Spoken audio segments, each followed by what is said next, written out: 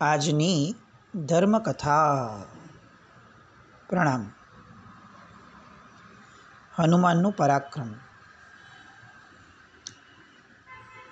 રાવણની લંકામાં આવી અને ખૂબ આયોજનબદ્ધ રીતે હનુમાને જે રીતે સીતાજીને સંદેશો આપવાનું કામ જેને સોંપવામાં આવ્યું હતું અને રાવણને રામ અને લક્ષ્મણના દૂત તરીકે જે એક ચેતવણી આપવાની હતી, સમજાવટ કરવાની હતી, એ કાર્ય રાવણને જે ભાષા સમજાય એ ભાષા દ્વારા સમજાવવાનું હનુમાનજીએ પરાક્રમ કર્યું. આપણે ત્યાં હંમેશા એક પ્રણાલિકા રહી છે, એક માન્યતા રહી છે કે કોઈને પણ સમજાવવું હોય ને તો એ શાંતિથી જ સમજાવવું જોઈએ. અને આ બધા પ્રસંગો, કથાનકો સાંભળીએ ત્યારે આપણને એક વસ્તુ ખ્યાલ આવે છે કે આપણે ત્યાં સારી રીત નામનો શબ્દ ઓછો છે, ઔચિત્ય નામનો શબ્દ વધારે છે. પરમાત્મા સારી રીતે જીવતા હતા, આવો શબ્દ વાંચવા ઓછો મળશે. પરમાત્મા ઔચિત્યપૂર્વક જીવતા હતા. એટલે પ્રશ્ન થાય કે સારી રીતે અને ઔચિત્યમાં થોડી ફરક હોય. ઔચિત્ય એટલે સારી રીતે જીવવું એવું નહીં? તો કે ના, ઔચિત્ય એટલે ઉચિત રીતે જીવવું. ઉચિત એટલે શું? જે પરિસ્થિતિમાં, જે ઘટનાની અંદરમાં જે રીતે જીવવું એ ક્ષણે ઉચિત હોય, એ ક્ષણે એ રીતે જીવવું તે ઔચિત્ય. જે ક્ષણે વર્ધમાન સ્વામી ભગવાનને એવું લાગ્યું કે નંદીવર્ધન હવે વિલાપ કરે છે, અતિશય વિલાપ કરે છે. અલબત્ત મેં જે પ્રતિજ્ઞા લીધી હતી કે ભાઈ માતા પિતાના મૃત્યુ બાદ હું દીક્ષા લઈશ, તો માતા પિતાનું મૃત્યુ થઈ ગયું છે. હવે દીક્ષા લેવા માટે ચોક્કસપણે શુભ સમય છે જ, પણ નંદીવર્ધન અતિશય વિલાપ કરે છે અને એનો સ્નેહ એટલો બધો તીવ્ર દેખાય છે કે કદાચ અત્યારે જો માતા પિતાના મૃત્યુનો જે એ દુઃખ છે એની ઉપર ભાઈના વિયોગનું પણ દુઃખ આવશે તો કદાચ એ પરિસ્થિતિ બહુ વિચિત્ર થઈ શકશે. એટલે ભગવાન રાજકુમાર વર્ધમાન એ સમયે ઉચિત પરિસ્થિતિ જાણી પોતે પ્રતિજ્ઞા લીધી છે કે માતા પિતાના મૃત્યુ બાદ પોતે દીક્ષા લઈ લેશે. એ દીક્ષાને પણ એક્સટેન્ડ કરે છે. આ ઉચિત નિર્ણય છે એ પરિસ્થિતિનો. ફરી પાછું જ્યારે 1 વર્ષ પૂરું થાય છે અને વર્ધમાન સ્વામી ભગવાન પાસે આવે છે નંદીવર્ધન, ત્યારે પણ એટલું જ દુઃખ છે, કારણ કે ભ્રાતૃભાવ જબરદસ્ત છે. પણ હવે વર્ધમાન સ્વામી ભગવાન, રાજકુમાર વર્ધમાન, લઘુ ભ્રાતા વર્ધમાન એ નંદીવર્ધનના વિલાપને પ્રાયોરિટી એટલે ફર્સ્ટ પ્રેફરન્સ ન આપતા સેકન્ડ પ્રેફરન્સ આપી અને પોતાના દીક્ષાના ભાવને એ સમયે જાહેર પણ કરે છે અને લોકાંતિક દેવો દ્વારા જે વિનંતી થઈ એ પછી વર્ષીદાન પણ શરૂ કરી દે છે. પરિસ્થિતિઓ જે હોય એ રીતે એમાં ઉચિત નિર્ણય લેવો એ ઔચિત્ય છે. રાવણને જે રીતે સમજાવવું એ જરૂરી હોય એ રીતે એને સમજાવવું એ ઔચિત્ય છે. પગે લાગી આવી અને વહી જવું એ રાવણના અહંકારનું પોષણ થાત. રાવણને એક સમજાવટ ખરેખર ન મળત કે જો દૂત આટલો પરાક્રમી છે તો ઓલા બંને કેટલા પરાક્રમી હશે. આવું સમજાવવા માટે દૂતે પરાક્રમ કરવું એ આવશ્યક હતું, એ ઔચિત્ય હતું. અને એટલે હનુમાનજી એ પોતાના ઔચિત્યને આધારે અશોક વૃક્ષ નીચે બેઠેલા સીતાજીને દેવરમણ ઉદ્યાનની અંદરમાં વીંટી આપીને પોતે રવાના ન થયા. એમણે ઉદ્યાનની અંદર તોફાન શરૂ કર્યા. અક્ષકુમાર હણાયો, ઇન્દ્રજીત આવ્યો, ઇન્દ્રજીતે આવી અને હનુમાનજીને નાગપાશમાં બાંધ્યા. ઇનફેક્ટ આપણે એવું કહી શકીએ કે હનુમાનજી પોતે બંધાયા, કારણ કે એમને હવે લંકાના રાજમહેલમાં જવું હતું અને રાવણની સામે ઊભા છે. હનુમાને ખૂબ કુતૂહલથી રાક્ષસના જે સુભટો હતા એ બધાને હંફાવ્યા હતા એટલે બધા જ એને કુતૂહલથી બધા જોઈ રહ્યા હતા.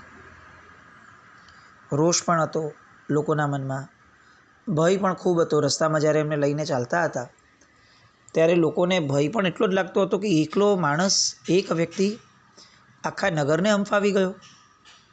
અને એટ ધ સેમ ટાઈમ બધાને એવી લાગણી પણ હતી કે હવે આનું શું થાય છે એ જોઈએ. રાવણની પાસે આવીને રાવણની સામે એમને ઊભા રખાયા. રાવણનો રોષ તો સમાતો ન હતો. તે બરાડી ઉઠ્યો કે અરે ઓ દુર્બુદ્ધિ, તે આ શું કર્યું? તું આ જન્મ મારો સેવક હતો, તે કોનો આશ્રય લીધો? 2 ટંક પૂરું ખાતા પણ જેમને નથી મળતું, વન જે ભટકે છે, જંગલના ફળો ખાઈને જે જીવે છે, જેનો દેહ અને વસ્ત્ર બધું મલિન છે, એવા જંગલના ભીલ જેવા 2 ભાઈઓ એ તારા પર પ્રસન્ન થઈ અને તને શું આપશે? તું કેમ એમના પક્ષે ચાલ્યો ગયો છે? મને એવું જાણવા મળ્યું છે કે તું એમના કહેવાથી અહીંયા આવ્યો છે. બોલ, હવે અહીંયા આવીને તે શું સાર કાઢ્યો? અત્યારે મૃત્યુના મુખમાં ઊભો છે તું. આ રીતે એને ધમકાવે છે. રાવણનો અહંકાર એ રાવણની પાસે એટલા કુકર્મ કરાવે છે કે જે સાંભળતા સાંભળતા આપણને અહંકાર કરવાથી ભય ઉપજી જ જાય સહજપણે. અરે ઉપજવો જ જોઈએ, એટલે જ આ બધા કથાનકો આપણે સાંભળીએ છીએ. ખરેખર તો તારો સ્વામી જે છે ને એ ધૂર્ત છે. તને અહીંયા મોકલી અને પારકે હાથે અંગારા ઊભા ઉપડાવ્યા એને. કારણ કે જો તને ખબર હતી છે કે રાવણની સામે જે આવશે એ તો નષ્ટ થઈ જશે, એટલે એ બંને એ પોતે ન આવ્યા, તને મોકલ્યો મરવા માટે. પણ તું દૂત તરીકે આવ્યો છે એટલે હું તને અવંધ્ય ગણું છું.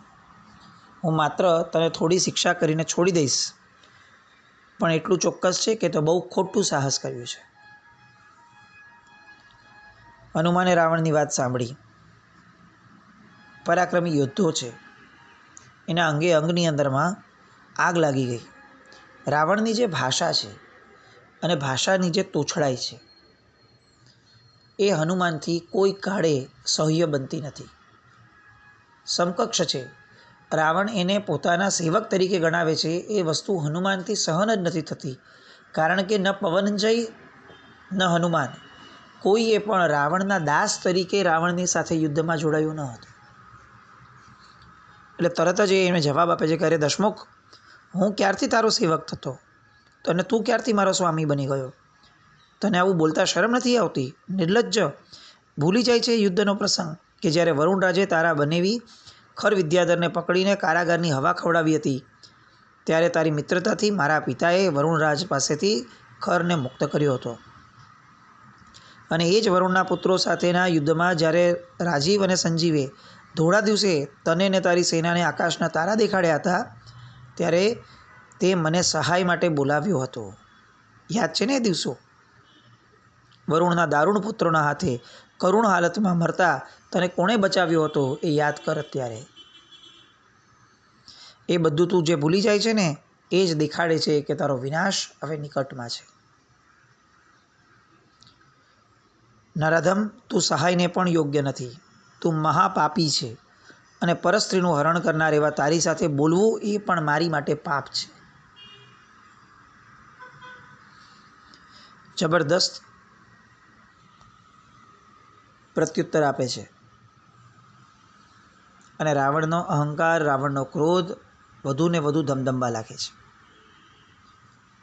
જે સમયે જીવ પોતે અહંકારની ધારામાં છે અને ક્રોધની ધારામાં છે, એ સમયે એને જરાક પણ પોતાની માટે નબળું સાંભળવામાં આવે એટલે એનો ક્રોધ, એનો અહંકાર એને બમણા વેગે એને ઉછાળે છે. અને આ બમણા વેગે ઉછળતો વ્યક્તિ એ હંમેશા અવિચારી પગલું જ લે છે. ક્રોધ એ વિચારોને આવરી લે છે. ક્રોધ એ સમજણને આવરી લે છે. અને એટલે કેટલાય સમજુ જીવો, રાવણ જેવા આટલા જબરદસ્ત ભક્ત હૃદય જીવો એ પણ પોતાના બધા જ ગુણો હોવા છતાં ક્રોધના સમયે, અહંકારના સમયે અવિચારી પગલાઓ જ લે છે. રાવણ સળગી ઉઠ્યો. હનુમાને મૂકેલા અંગારાએ તેને સળગાવી મૂક્યો. રાવણના જીવનમાં આ કદાચ પહેલો જ પ્રસંગ હતો કે એની સામે કોઈ એના કાનમાં કીડા નાખતા હોય એવા શબ્દોથી એનું અપમાન કરે, અને એટલે રાવણ સહી ન શક્યો. સિંહાસન ઉપર પગ પછાડતો ઊભો થયો, દાંતથી હોઠને ચાવતો અને પોતાની ભ્રકુટીને ભીષણ કરીને બોલ્યો કે નાદાન, તે મને અકારણ તારો શત્રુ બનાવ્યો છે, માટે હવે તું મરવાનો જ થયો. તારા પર વૈરાગી બનીને કોઈ અર્થ નથી. તું દૂત છે, તારી હત્યા કરાવી મને જરા પણ ઉચિત લાગતી નથી, પણ તેમ છતાં હું આજ્ઞા કરું છું કે તને ગધેડા પર બેસાડી આગળ ઢોલ વગાડાવી લંકાની ગલી ગલીમાં ફેરવી અને લંકાની બહાર તને તગેડી મૂકો. અને હજી રાવણ કંઈક આગળ બોલે અને લોકો રાવણના નામનો હર્ષ કે કિલ્લોલ કરે એટલામાં જ આંખના પલકારામાં જ હનુમાને પોતાના નાગપાશને તોડી નાખ્યા. નલિનીના નાળથી હાથીને બાંધવામાં આવે તો હાથી ક્યાં સુધી એ બંધનને સાચવીને રાખે? બસ એ જ રીતે હનુમાને બધા જ બંધનો તોડ્યા. વીજળીના ચમકારાની ઝડપથી હનુમાન ઉછળ્યા અને સીધી એક પગની રાહ અને સીધા ત્યાંથી રાવણ પરના સિંહાસન પર પહોંચ્યા. એક લાત મારી રાવણને પછાડી દીધો, બીજી લાત મારી એના મુગટના ચૂરેચૂરા બોલાવી દીધા, અને જે ઝડપથી હનુમાન તરફ ગયા હતા એ જ ઝડપથી હનુમાન રાજમહાલયની બહાર નીકળી ગયા. લંકાનો વિનાશ કરતાં કરતાં તેઓ લંકાની બહાર પણ નીકળી ગયા. આખી ઘટના રાવણ માટે એક દુઃસ્વપ્ન જેવી પુરવાર થઈ. એ કલ્પના ન કરી શકતો હતો કે જેની અજેયતાને આજ સુધી કોઈએ એક આંગળી પણ લગાડવાનો પ્રયત્ન નથી કર્યો. એ અજેય રાવણ એને પોતાના જ રાજ દરબારમાં, પોતાની જ નગરીમાં કોઈક એક વ્યક્તિ, એકલો વ્યક્તિ આવી અને પોતાના મુગટને, રાજમુગટને લાત મારીને નીચે પછાડી દેશે. રાવણના હૃદયમાં એક પરિવર્તન થયું. સીતાના વિચારોમાં મૂઢ બનેલું ચિત્ત હવે વેરનો બદલો લેવા માટે આક્રંદ બન્યું. રાવણ અભિમાનની પ્રત્યક્ષ મૂર્તિ સમાન હતો, અને એવા વ્યક્તિનું અપમાન, અને એ પણ આવું ઘોર અપમાન, એ રાવણને મૃત્યુ કરતાં પણ વધારે દારૂણ લાગતું હતું. રામ અને રાવણના યુદ્ધની અંદરમાં કેટલાક આગળના પરિબળો એ એટલા બધા મહત્ત્વના હતા કે એણે યુદ્ધ તરફ રાવણને દોર્યો. રાવણ વારંવાર, આપણે કદાચ એ ધારામાં જવાના નથી રામ રાવણના યુદ્ધમાં, આપણે હનુમાનજીના ચરિત્ર તરફથી આગળ વધવાનું છે, પણ રાવણે યુદ્ધની અંદરમાં પણ છેલ્લે જ્યારે એના પુત્રો વગેરે હણાયા ત્યારે દ્રઢ નિર્ધાર કર્યો હતો, દ્રઢ નિર્ધાર કે હવે હું આજે જઈશ ત્યારે હું સીતાજીને હું સોંપી દઈશ રામને. પોતે મંદોદરીને પોતાનો નિર્ધાર વ્યક્ત પણ કરે છે કે હવે હું થાક્યો, અને પૂર્ણપણે સ્વીકારે છે કે મારો સીતાજી પ્રત્યેનો જે રાગ છે એને હું સંપૂર્ણપણે હું ઓસીરાવી દઉં છું. અને એ જ વિચારે પોતે યુદ્ધમાં જાય છે. અંતિમ દિવસની આ વાત છે, સિમ્પલ. પણ લક્ષ્મણજી હજી પોતે યુદ્ધમાં જઈ અને રાવણ સેટલ થાય એટલામાં જ લક્ષ્મણજી એક તીર છોડે છે કે જે તીર એના કુંડલને વાગીને નીકળી જાય છે. અને સીતાજીને પાછા સોંપવાના વિચારથી આવેલો રાવણ એ આ તીરથી એટલો બધો ધમધમી જાય છે કે એ ભૂલી જાય છે કે મારે આજે તો સીતાજીને સોંપીને વાત પૂરી કરવાની છે, યુદ્ધ અહીંયા જ પૂરું કરવાનું છે.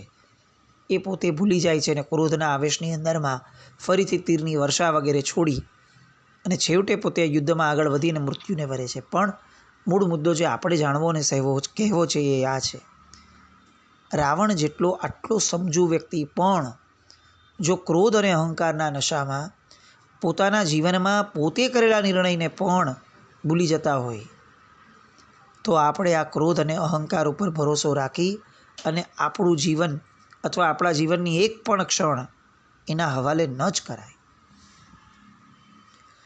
જ્યારે જ્યારે સંધિકાળ છે, એટલે કે આપણા મનમાં ક્રોધ નથી ઉઠતો તેવા સમયે આપણે જ્યારે ક્રોધ કર્યો હતો તે દરેક ક્ષણોને નિંદામી ગરહામી આ આધારે એને કાઢવાનો પ્રયત્ન કરવો એ મોક્ષ માર્ગ છે. ક્રોધ આવે ત્યારે ક્રોધ કરી લેવો, પછી અફસોસ કરીને ભૂલી જવું એ માર્ગ નથી. જ્યારે ક્રોધનું કોઈ નિમિત્ત જ નથી એવા સમયે પણ આંખ બંધ કરી બેસી અને પોતાના કરેલા ક્રોધના વિપાકોને નજર સમક્ષ રાખી અને હું એ ક્રોધની નિંદા કરું છું, હું એ ક્રોધથી પાછો વળું છું, ખરેખર આ કરવા યોગ્ય નથી જ, અને હે મન તું આ દિશામાં નહીં આગળ વધતો, આવા વિચારો મનને સતત આપીએ રાખવા જોઈએ. કોઈ પણ દોષને કાઢવાનો આ જ રામબાણ ઇલાજ છે. પણ અહીંયા રામ પોતાના દોષને ગ્રસ્ત થયો. હનુમાન તો નીકળી ગયા, પણ આ અપમાન એ રાવણને જીવનભર યાદ રહે એ રીતે આપતા ગયા. પોતાની પૂંછડીને આગ લગાડી અને આખી લંકાને બાળીને ગયા, આવી જે બધી અજૈન રામાયણની કલ્પનાઓ છે એ એક પણ કલ્પનાઓ, બધી જ કલ્પનાઓ અસ્થાને છે. હનુમાનજીને પૂંછડી જ ન હતી તો એ કેવી રીતે પૂંછડી સળગાવશે? હનુમાનજી પોતે જાતે એટલા પરાક્રમી હતા કે પોતાના હાથેથી જ લંકાનો વિનાશ કરીને ગયા છે. આ બાજુ વિભીષણ હનુમાનની લંકાની પ્રબુદ્ધિથી પૂરેપૂરી જાણકારી મેળવી રહ્યા હતા, અને એમણે જે ખુવારી વગેરે થઈ, એ બધા લંકાની ભાંગફોડ થઈ, એ બધું જ એણે જોયું અને તરત જ રાવણ પાસે જઈને એને પૂછ્યું, આ બધું શા માટે? એક લંકાપતિની જીદ ખાતર આખી લંકા કેમ આટલી ભડકે બળે? કેમ લંકા આટલું સહન કરે? પણ વિભીષણ પાસે એનો કોઈ જવાબ ન હતો, કારણ કે એને સ્પષ્ટ હતું કે જીદ ન છોડે તો શું થાય? લંકાનો વિનાશ, રાક્ષસ વંશનો વિનાશ એ હવે હાથવેતમાં દેખાય છે. વિભીષણનું અંતઃકરણ રડી પડતું હતું, પણ મિથ્યા અભિમાની રાવણની આ અનાચારી, અત્યાચારી અને પાશવી વૃત્તિઓ તરફ એનું હૃદય કથળી ઉઠ્યું હતું. રાવણની આસપાસ વીંટળાઈ રહેનારા ખુશામતખોરો તરફ વિભીષણને ખરેખર બહુ ઘૃણા હતી, પણ આ ઘૃણાનો કોઈ અર્થ ન હતો. આ બાજુ દેવરમણ ઉદ્યાનમાં બેઠેલા સીતાજીને ભવિષ્ય પ્રકાશમય, સુખપૂર્ણ અને નૂતન સર્જનવાળું દેખાતું હતું. હનુમાનના પરાક્રમો જોઈ અને સીતાજી કલ્પના સૃષ્ટિઓમાં આશાના ઘોડે ઘોડા ઉતારી રહ્યા હતા કે હવે શ્રી રામ અને લક્ષ્મણ આવશે, ઘોર સંગ્રામ થશે, રાવણ હણાશે, શ્રી રામ મારા પ્રાણનાથ આવીને મને અયોધ્યા લઈ જશે. હવે તેઓ રોજ ભોજન કરતા હતા, પંચપરમેશ્વરના ધ્યાનમાં એકાગ્ર બનતા હતા અને મુખ ઉપર સતત પ્રસન્નતાને ધારણ કરતા હતા. આ બાજુ હનુમાન સીતાજીના મુગટની મૂડી કમાઈ અને કિષ્કિંધ તરફ આગળ વધ્યા. ત્યાં જતાં જતાં લંકાસુંદરીને મળતા પણ ગયા. લંકાસુંદરીને વચન આપ્યું કે હું અવિલંબ લંકા આવીશ અને આવીને તમને પછીથી લઈ જઈશ. એ પછીથી માર્ગમાં રોકાયા વિના, ક્યાંય તોફાન મચાવ્યા વિના સીધા કિષ્કિંધ પહોંચ્યા. શ્રી રામ અને લક્ષ્મણ, ભામંડલ, આ બધા જ જે લોકો છે એ લોકો શોકાકુળ થઈ અને મા વગર જેમ વાછરડું એ વલવલાટ કરતું હોય એ રીતે લક્ષ્મણજી આદિ એ સીતાજી વગર પોતે વલખા મારી રહ્યા હતા. એવામાં હનુમાનજીનું આકાશયાન નીચે ઉતર્યું. હનુમાન આવી ગયા. લોકોની અંદરમાં ચિચિયારીઓ હર્ષની થવા લાગી. શ્રી રામ પોતે ઊભા થયા. દોડતા આવતા હનુમાનની સામે શ્રી રામ દોડ્યા, ભેટી પડ્યા અને હનુમાને શ્રી રામના ચરણે નમન કરી સીતાજીએ આપેલો મુગટ એ બે હાથે બહુમાનપૂર્વક રામને આપ્યો. રામ મુગટને જોતા જ રહે છે. છાતી સરસો મુગટ દબાવી આંખ બંધ કરી અને કેટલીક ક્ષણો માટે મૌન થઈ ગયા, જાણે આ મુગટ ન હોય, સ્વયં સીતાજી પોતે હોય. એવો અવર્ણનીય આનંદ મિલનનો શ્રી રામ પોતે અનુભવી રહ્યા છે. સૌ વૃક્ષોની ઘટામાં બેઠા. સીતા કુશળ છે કે નહીં એવા પ્રશ્નો થયા. હનુમાન શ્રી રામના ચરણોમાં બેસ્યા અને બધી જ વાતો કરે છે. મુદ્રિકા આપી. એ પછી 21 દિવસના જે ઉપવાસ હતા એ ઉપવાસનું પારણું કરાવડાવ્યું. મંદોદરીને સીતાજીએ કઈ રીતે પાછી વાળી અને એના દ્વારા સીતાજીની જે દ્રઢતા છે એ દ્રઢતાને એને 4 મુખે વર્ણવી. એનો અનુમોદનનો ભાવ એણે વ્યક્ત કર્યો.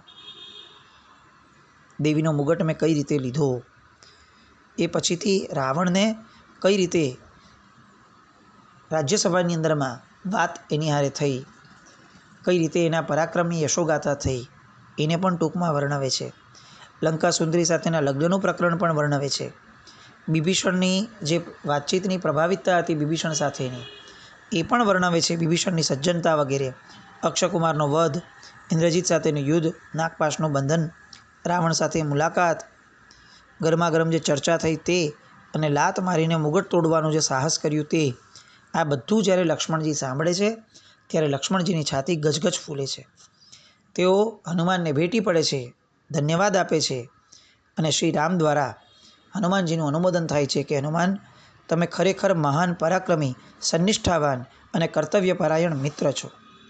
તમારા જવાથી દૈવી વિદેહીને કેટલી શાંતિ મળી હશે એ કલ્પના કરવી પણ મુશ્કેલ છે. અને દુષ્ટ રાવણને પણ ખ્યાલ આવી ગયો હશે કે યુદ્ધમાં કોનો સામનો કરવાનો છે. સુગ્રીવરાજ આવે છે, હનુમાન વગેરે બેસ્યા છે અને એ જ સંધ્યાએ હવે અવિલંબ લંકા પ્રયાણની તૈયારી કરવી જોઈએ, આવો એક નિર્ણય થાય છે. ઉદ્યાનની અંદરમાં વિદ્યાધર રાજાઓની વિચાર પરિષદ મળે છે. લંકા પ્રયાણની પૂર્વ તૈયારી અંગે તમામ ચર્ચાઓ થાય છે. સૈન્યની સર્વ જવાબદારી સુગ્રીવને સોંપાવડાવી મહેન્દ્ર, વિશદ, ભામંડલ વગેરે રાજાઓ પોતાની રાજધાનીઓમાં અંગત માણસોને મોકલી સૈન્યને બોલાવી દે છે અને કિષ્કિંધ નગર યુદ્ધની તડામાર તૈયારીઓમાં મચી પડે છે.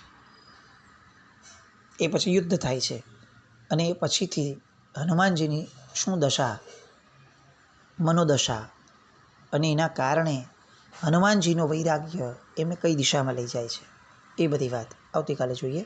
જીનાગના વિરુદ્ધ કંઈ પણ બોલાયું તો મિચ્છામિ દુક્કડમ. જૈનમ જયતે શાસન.